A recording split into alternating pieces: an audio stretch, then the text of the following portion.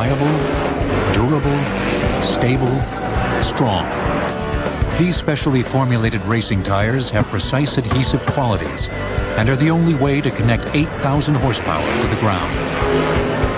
Top fuel dragsters have about 43 times more power than an average passenger car and can accelerate from 0 to 100 miles per hour in less than 0.8 of a second. Only if the high-tech tires perform perfectly. One of the most important things in racing is obviously rubber, and that's also one of the biggest secrets in racing because that's basically where most of your speed comes from. Designed to stretch like a rubber band, these tires grow in diameter as centrifugal force increases. As the tire is sitting static on the race car before he launches off the line, you'll probably have about this much sitting on the racetrack. As they go down track at, say, 250 miles an hour, the tire will actually stand up and act as an overdrive gear so that the race car can actually keep pulling as it goes down the racetrack. We use our motorsports to advance our technology, and every car that races is really a moving laboratory. Dragsters, sports cars, and stock cars provide valuable research to the manufacturers of the tires found on everyday cars and trucks. Tires are the most widespread use of rubber. Over 1.3 billion tires are made each year and account for 68% of all rubber production. In total, the world consumes 20 million tons of rubber annually.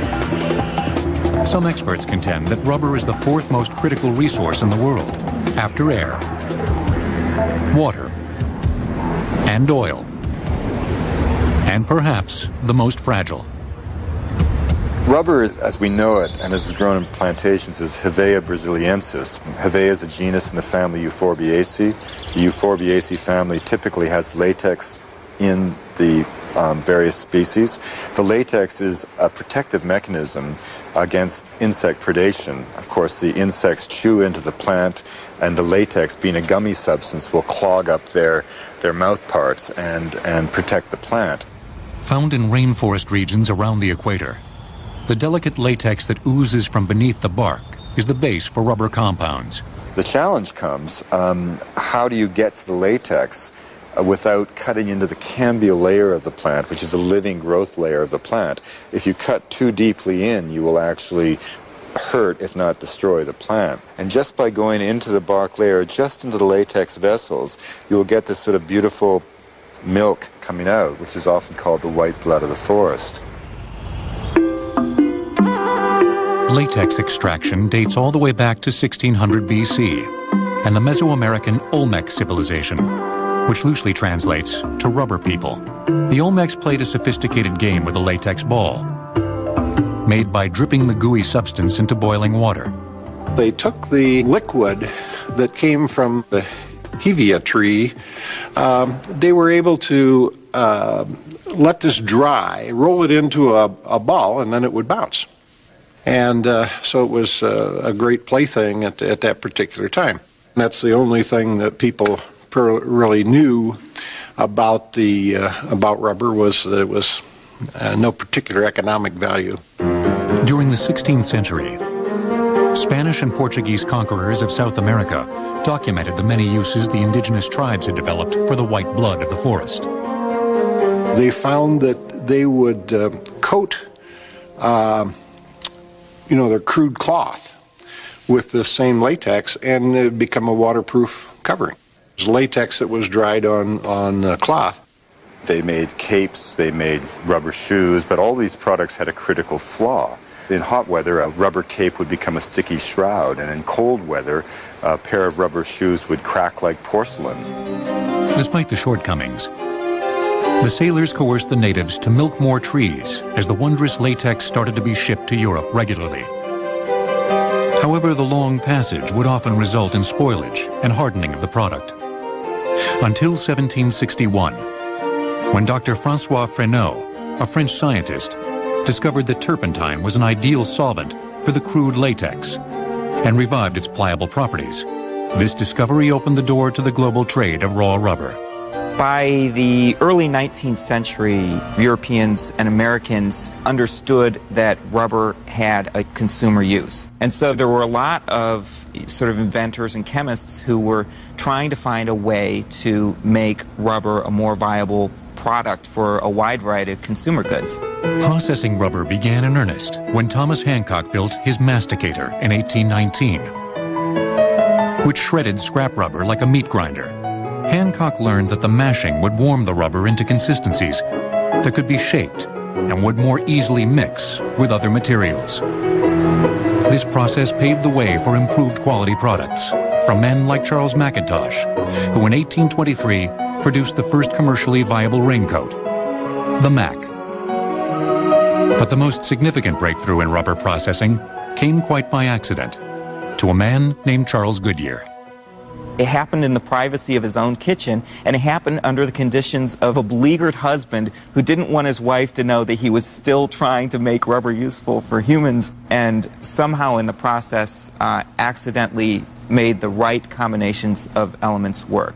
The accident happened in how much he heated up the rubber, and that's why vulcanization, Vulcan being the Roman god of fire, is the name of the process.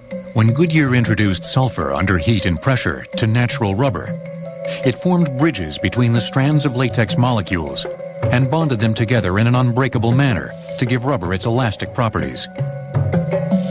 It was only the accidental discovery of vulcanization by Charles Goodyear that transformed rubber from a curiosity to a fundamental component of the industrial age. And that was an extraordinary discovery, and the consequences were profound. Vulcanized rubber for shoe soles, dolls and toys, bicycle and carriage tires, telegraph and electric cable insulation. At last, industry realized rubber had significant economic potential. Hoping to capitalize on the opportunities rubber offered, the British set out to grow rubber within their colonies. They dispatched Henry Wickham to disrupt the monopoly Brazil had on the valuable rubber resource. The British managed to get some seeds out of Brazil and tried to propagate the hevea tree, and they managed to get some of those trees to germinate from the seeds that they took. And they started a rubber plantation business in Sri Lanka, or actually the island of Ceylon. One of the things they discovered, for example, is that it was far more efficient, both in terms of productivity of latex and in terms of the speed of growth of a plantation, to propagate the trees vegetatively, not by seed, but from cuttings, from vegetative cuttings of the plant. Once the plantations came online, the reversal of fortunes was absolutely astonishing. In time, these British-controlled plantations would become the primary suppliers of the world's rubber demands. But during the last half of the 19th century, the real rubber fortunes were found in the heart of the Brazilian jungle. Where the Negro and Amazon rivers meet lies the city of Manaus. A city of fantastic wealth and home to the plantation owners who controlled the world's rubber market. They became known as the rubber barons. Manaus, which was the epicenter of the trade, had the highest per capita consumption of diamonds in the world, and prostitutes that came in from Marrakesh and Tangier and St. Petersburg would collect $7,000 to $8,000 for an evening's work. Men would slake the thirst of their horses with chilled French champagne. The matrons of the town of Manaus dispatched their laundry to Portugal because they disdained the murky waters of the Amazon. Now, all of this wealth was based on this tree of life, Hevea brasiliensis. A tree of life to some, a tree of suffering and death to others. The arduous task of tapping the latex required an enormous labor force, one that was considered expendable by the landowners. And when the supply of manpower from the impoverished northeast of Brazil became exhausted, the rubber barons in their greed turned to the first inhabitants of the Amazon, the Indians. It was one thing to sort of secure in a form of bondage, indentured labor, some impoverished peasant. You know, you would give him a certain amount of goods. He'd incur a certain level of debt from which he could never escape, a debt that would be inherited through the generations. That was one thing. But what about the Indians? How do you force them to work? Well, the rubber barons looked around for a reason, and they settled upon terror. And the atrocities that were unleashed at the height of the rubber boom are simply too dreadful and formidable to even begin to speak about them. Little was ever said about these human tragedies. Outside the jungle, few were aware the plight of the natives was to be slave labor. Yet their sacrifices would facilitate the rapid expansion of rubber exports at the turn of the century. It was a time rife with invention, innovation, and imagination. It was the birth of a new industrial age and a time for a new means of transportation, the automobile, which would strain the world's rubber supply.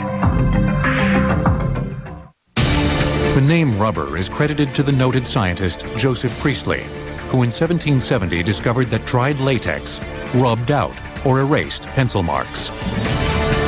Rubber will return on Modern Marvels.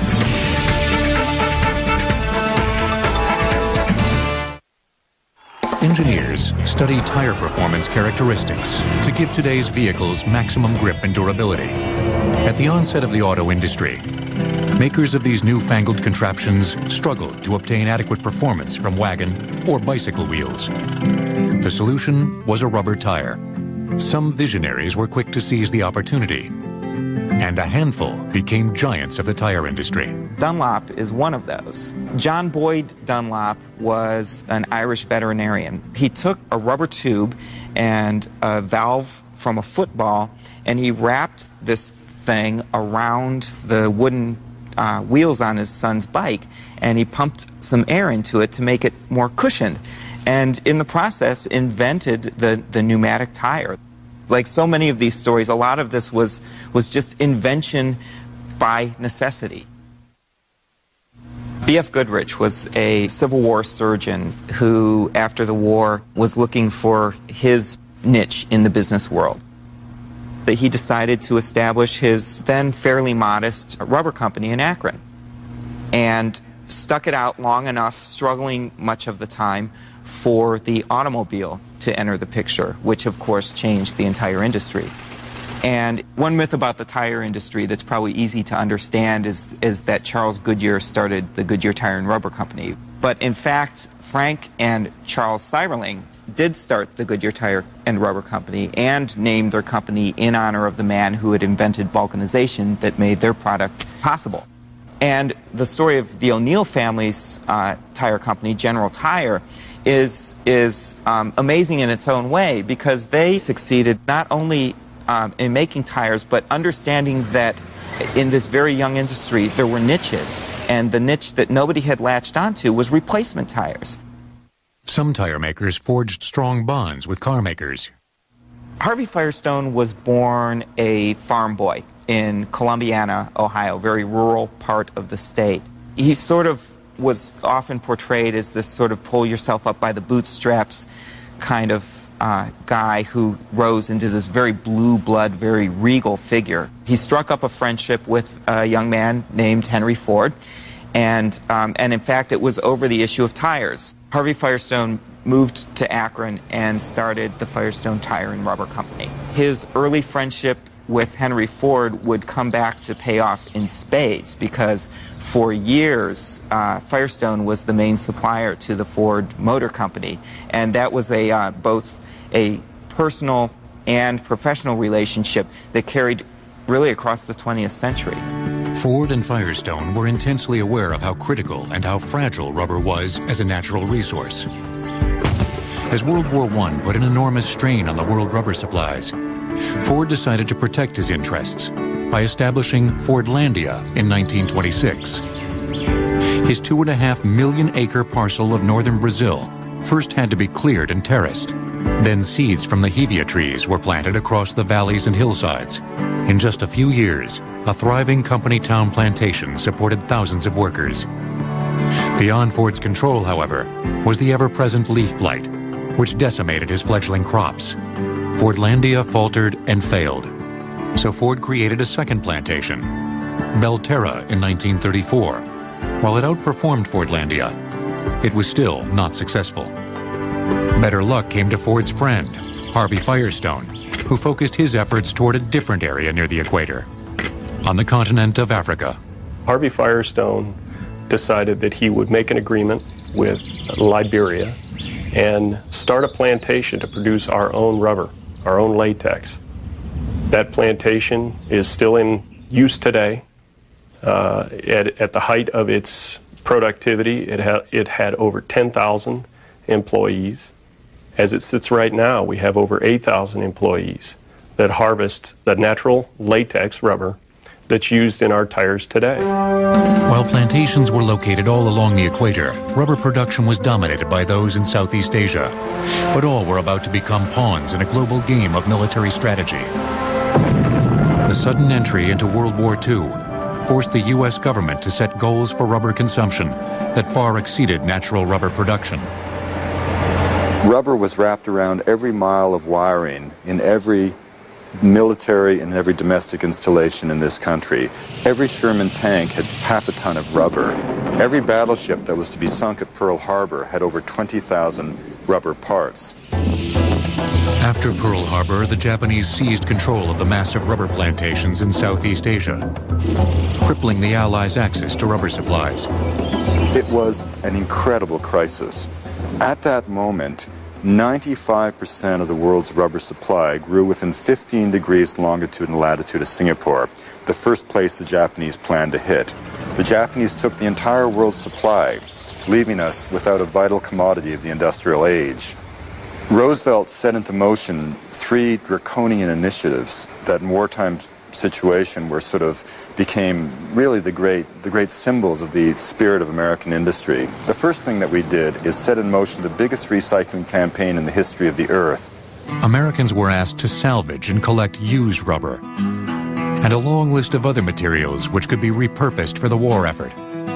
These scrap drives were the subject of great publicity in the early days of the war, as a way for average citizens of all ages to support the country in its time of need. The second initiative required aid from citizens with expertise in natural resources. We sent plant explorers to every corner of the free world to squeeze every drop of latex we possibly could. Above everything, we sent plant explorers back into the heart of the Amazon, not only to secure new sources of latex, but more importantly, to find a way to forever free ourselves of dependency on distant plantations. But it was the third directive that made the most vital impact. A decree to manufacture artificial rubber. The order went out to the synthetic chemists, but they had no choice but to create an industry. They were told that if by 1943 you can't find a way to make 1 million metric tons of a product that has not even entered the developmental stages, the war will be lost. So a real push was made to develop our own synthetic rubber. The government actually nationalized many of the plants and took over and set priorities for the development work. And we were successful in doing that. The basic discoveries in the laboratory gave a good impetus to it, but it was the scale up to production quantities needed for the war effort that really became almost a miracle of the same order as the Manhattan Project. That is a government industry university research combine that really pushed as hard as it could to get somewhere in a very short period of time, in the space of 2 years, producing hundreds of thousands of tons of a quite usable synthetic rubber. Quite important. Synthetic rubber. The chemical manipulation of elements that produced a substance which emulated the properties of natural rubber. Experiments with synthetics predated the war by 2 decades. German and American scientists grappled with petroleum-based formulas to create Buna-N and neoprene. These early substitutes for rubber were precursors to the synthetic compounds that were directly responsible for meeting the military's demands. Those compounds provided the war machine the rubber resources needed to operate successfully. The complex process of creating synthetic rubber that was developed during World War II applied principles that are used in today's synthetic materials. Creating synthetic rubber is an art form rooted in elementary chemistry. Atoms group together to form molecules, and molecules are linked together to assemble strands of complex molecules, known as polymers. As more polymers are created, the massive strands entangle, much like spaghetti. Through vulcanization, you can essentially connect all those individual molecules, practically making one giant molecule of rubber. And if you can think, if you let a plate of spaghetti sit, pretty much everywhere the spaghetti touches another strand of spaghetti, it's going to stick together. Chemists blend carefully measured ingredients using precise recipes to create the exact consistency desired.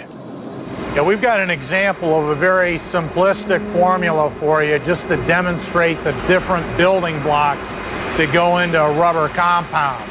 This is the raw synthetic polymer. This is actually EPDM. It's an ethylene propylene with a diene monomer. With this, we're going to incorporate some plasticizer. It's basically oil. It's a plasticizer that has a specific property that will extend and soften this batch. This is an example of the carbon black that's going into the batch. A very little bit of this goes a very long way. This is also one of the ingredients, a silicate, a clay type material. This material is the curative. It's sulfur based, but there's a number of the different colored materials in there are actually different chemicals. We got a little bit of Modern Marvels Custom Mix 101. We've taken the materials that we just described, and we're actually going to use a technique called upside down mixing, where we're going to load the carbon black, the balance of the fillers and plasticizer, and then load the polymer, the raw synthetic EPDM, last. Lower the RAM, masticate, put this together, and then based on temperature, we will add the curative to the mix to get a homogeneous mix. Akin to making pie crust dough, all the ingredients for this exclusive recipe are mashed together and kneaded until pliable. Then the mixture drops down to a mill that compresses the rubber into a uniform consistency. It's a little bit of a black art, even the way he's handling this. The synthetic rubber compound then passes through a second mill, called a calender, which squishes the rubber to the desired thickness, then slices it to a prescribed width. Next, the strips are coated with a solution that will help prevent the rubber from sticking to itself. The final step for our Modern Marvels custom blended synthetic rubber is to drape it over cantilevers so it can cool and dry. Since World War II, the manufacturers of synthetic rubber have made great strides in polymer science. These advancements facilitated the production of an indispensable industrial creation, the tire. Wallace H. Carruthers, who headed the team at DuPont that formulated neoprene, is also credited with creating nylon. Rubber will return on Modern Marvels.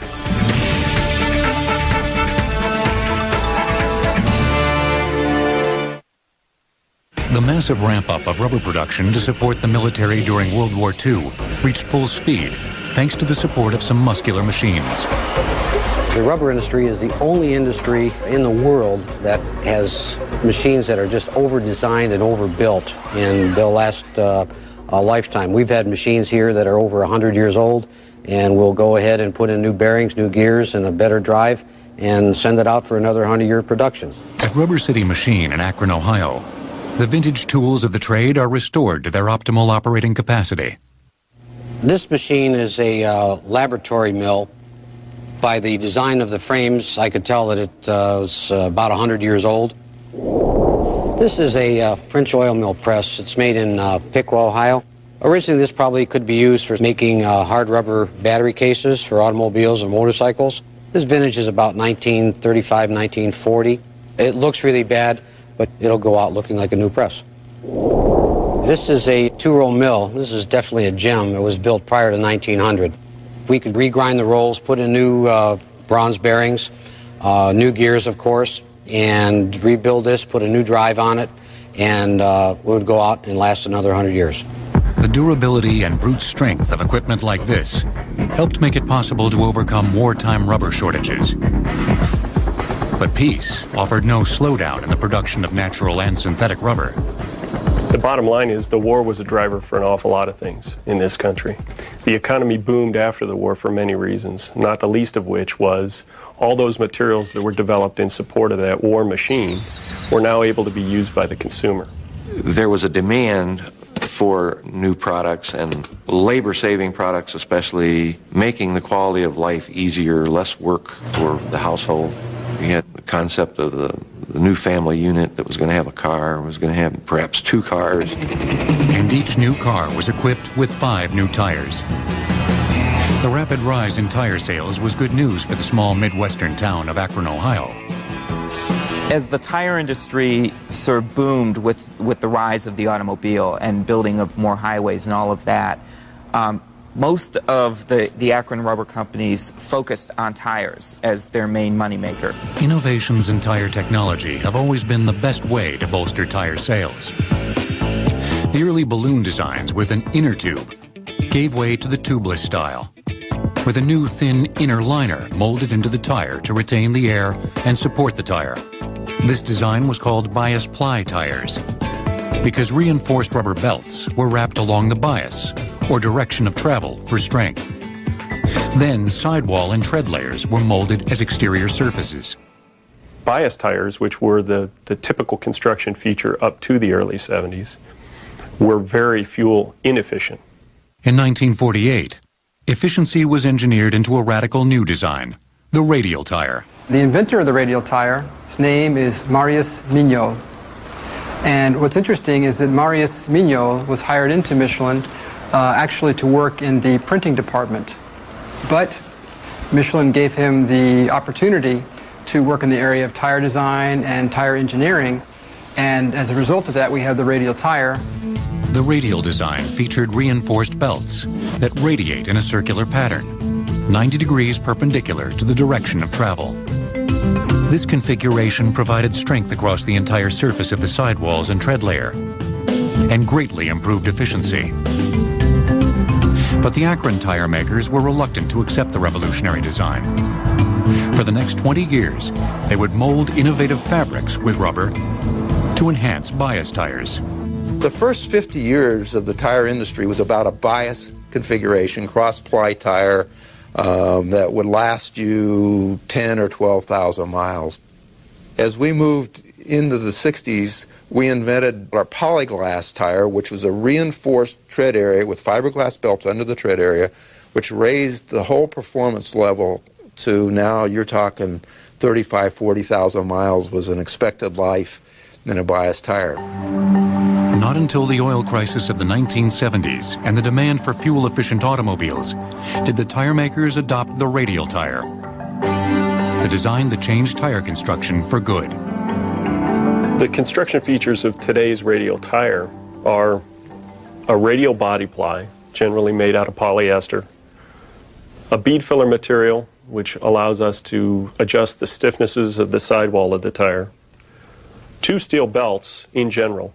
These steel belts are at a bias, they're on angles, opposite to each other, to give the tire the ability to generate cornering force, as well as a cap ply material and tread rubber that translate all of the behaviors of this structure to the road surface. The tread region, the tread rubber, is really where the technology advancements over the last several years have come from. And that's really from polymer evolution, from the ability to blend different synthetic rubbers with other naturally occurring materials to produce the overall performance of the tire. Processing these high-tech, highly secret, and proprietary rubber compounds is done at state-of-the-art facilities like the Michelin plant in Greenville, South Carolina. Most of the rubber, the elastomer that we receive, comes either by rail cars, you see behind me here, or by truck.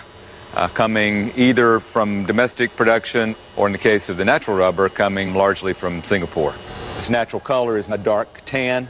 Also, you'll notice the elastic properties. You see how stretchy it is, how soft it is. Those are part of the properties of natural rubber. And then on this table, we have examples of synthetic rubbers, synthetic elastomers. This one is styrene butadiene, which is mainly going to be used to improve traction. This one is polybutadiene, or PBR. It's going to be mainly used to improve rolling resistance. And this is yet another form of natural rubber, which would be used mainly to improve endurance. In this factory, we manufacture about 100 different recipes or formulas. And if you think about a tire, the properties that you need in the tread block of a tire are not at all the same as the properties you need in the inner liner or in the sidewall. Chemicals and additives are precisely mixed with rubber to the specifications of a recipe. These chemicals are weighed on the machine behind me to very precise weight tolerance. And just as an example, here you have an antioxidant which protects the tire from attack by oxidation. This is a resin. It helps it to adhere to the metal. This product is a wax that helps in the processing of the rubber and also helps the tire to stay black. This is another antioxidant. This product is an anti-ozonant, so same purpose except this time to shield the tire from attack by ozone. You would have anywhere from 3 to sometimes up to 8 of these different chemicals in a given formulation, but when you add it all together, it would only represent 3 or 4 total percent of the weight of the rubber compound. Tons of natural rubber is chopped, tumbled, and washed as it makes its way across the massive plant toward the mixing machines and mills. After passing through the secondary mill and calendar, the compound is fully homogenized and identified with a recipe code. Once cooled, it is folded and palletized for transportation to the tire plant. You know, the rubber industry is no longer the dirty, filthy industry that it used to be in the old days. In fact, you can see this is a very clean place to work. It's a very high-tech, high-automation industry. The same is true for the tire manufacturing plants, where computers and robotic operations build radial tires from the inside out. Step by step, layer by layer, tires are assembled with a myriad of rubber compounds. Starting with the inner liner, the steel belted plies, sidewall supports, and bead wire. Then the assembly is automatically inflated so that a tread layer can be applied. Next, this uncured tire is placed in a mold where it is subjected to extreme heat and pressure to vulcanize all the elements. In the final production phase, each and every tire is quality controlled by technicians who must approve every aspect of the automated process. Random samples are frequently pulled from the line for spot inspection and testing. The basic process of mixing natural and synthetic rubber with other chemicals and additives into a pliable compound that can be molded, injected, compressed, or extruded isn't just used in making tires. It also creates many other products that surround us daily. There are approximately 165 pounds of rubber in the average passenger car. Rubber will return on Modern Marvels.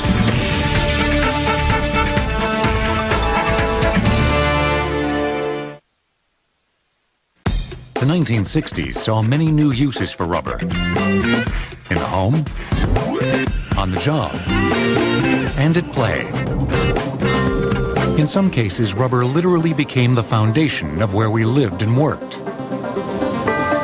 Albany Court was built in London above the St. James Underground rail station.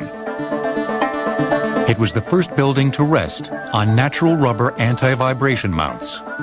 As far as some of the other extremes on vibration control for rubber, some of the applications that are in use today are for isolating buildings, where you would suspend or support the building on rubber mounts, and if an earthquake happened, then basically the earthquake will shake and it would isolate the building from falling down in the earthquake. The elastic nature of the rubber allows the motion of the earth to move at a different rate than the building.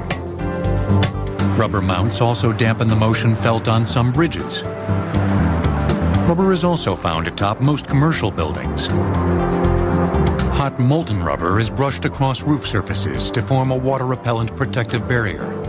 Rubber is used to seal things so that either air or liquid does not get in. The uses of rubber are as varied as the imagination. They're pretty much rubber components in almost everything that a person uses every day. That includes hand tools, kitchen appliances, weather stripping around doors and windows, and sporting goods. Even trains and trucks rely on rubber cushions in their suspension systems to maintain stability under heavy loads. Often, cargo is wrapped in a rubberized film wrap as a strong, easy-to-use, and cost-effective way to protect freight during transportation.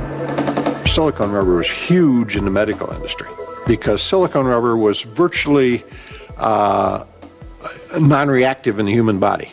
So silicone rubber is used to this day for all kinds of medical applications. If there's something that's implanted in you, it's encapsulated in silicone.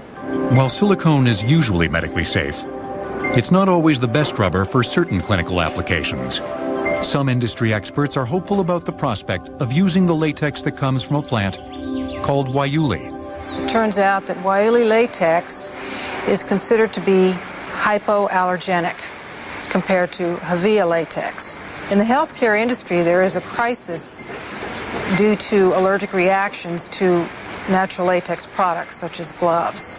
For example, a dental technician may not be able to use the latex gloves that are typically used because of a severe allergic reaction. Waiuli may be a significant remedy for some medical situations, but it could play an even greater role as a major contributor to the world's natural rubber supply. An important benefit for the U.S. is that Waiuli is grown in the deserts of North America. Waiuli is a very interesting plant. It's a small desert shrub that's native to West Texas and northern Mexico. It's a very unassuming looking plant. If you drove by it, you wouldn't even give it a second look. It's about 3 feet tall and resembles sagebrush. But what makes it an interesting plant is that it contains the same natural rubber as the tropical tree that grows in the Far East. Waiuli is one of the many latex-bearing plants that was studied extensively as an alternative resource during the rubber shortage of World War II. The Department of Defense leased land from farmers in 3 states in the Southwest to grow about 32,000 acres of Waiuli during the war. At the end of World War II, the Waiuli that was growing in the Southwest was plowed under. And that was pretty much the end of any major Waiuli effort for a number of years until the oil embargo in the 1970s. Policymakers in Washington decided that we needed to take another look at critical agricultural materials that we were import dependent on, and natural rubber was one of those materials. The quality of the Waiuli latex is marketable, but the processing of the plant has yet to provide sufficient yields to make Waiuli a valuable commodity.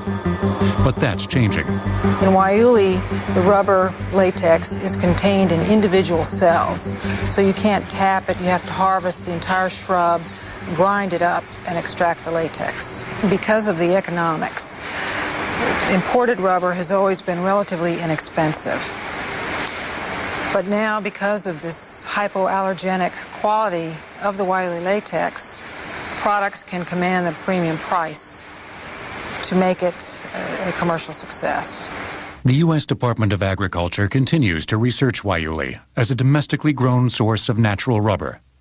I think it's here to stay. We're starting to realize that we need to be a little more diverse in our agricultural base as well as our industrial base. From an agricultural perspective, Waiuli offers an opportunity for a new crop beyond the conventional crops that we grow in this country. From an industrial-based perspective, we will have a domestic source of a critical and strategic material. Alternate sources of latex will help to assure the development of new rubber products. But it's the old rubber products that have been difficult to inventory and destroy. Building contractors used 41 miles of butyl rubber to seal the joints of the Houston Astrodome. Rubber will return on Modern Marvels.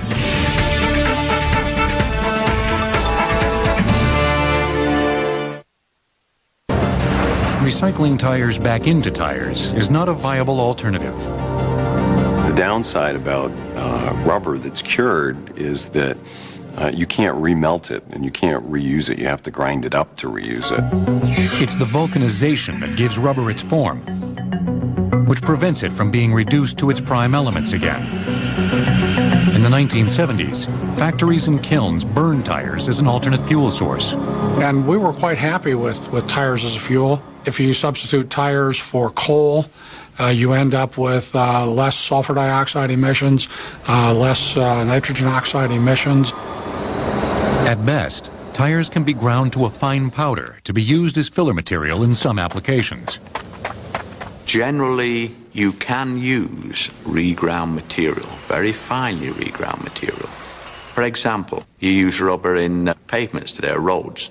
You can use rubber in artificial football fields, artificial soccer fields, also on tennis courts. There are many places where you can let the old material be used.